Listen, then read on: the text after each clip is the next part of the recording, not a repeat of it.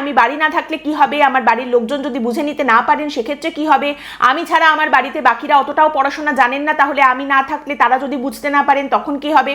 এক্ষেত্রে বলা হচ্ছে আপনি যদি বাড়িতে না থাকেন, অ্যাভেলেবেল না থাকেন কথা বলার জন্য, বা আপনার কোনো সমস্যা হয়, তাহলে বিএলওরা একবারই আপনার বাড়িতে যাবেন এমনটা নয়, 3 বার পর্যন্ত তারা আপনার বাড়ি যাবেন। আপনি বাড়ি না থাকলে বিএলওরা আবার আপনার বাড়ি যাবেন। পড়াশোনার যদি কেউ না জানা থাকেন, যারা লেখাপড়া সেভাবে পারেন না, বুঝতে পারছেন না কি লেখা আছে, সেক্ষেত্রেও বলা হচ্ছে বিএলওরা কিন্তু তাদের ফর্ম ফিল আপ করা থেকে শুরু করে সমস্ত কাজে সাহায্য করবেন। আর যারা ইন্টারনেটে চৌখস, যদি ইন্টারনেটে চৌখস কেউ থাকেন যে ইন্টারনেট একদম সুন্দর করে চালাতে পারেন, তাহলে সেক্ষেত্রে আপনি নিজেই কমিশনের ওয়েবসাইটে চলে যেতে পারবেন এবং এই ম্যাচিংয়ের কাজটাও নিজেই করে নিতে পারবেন।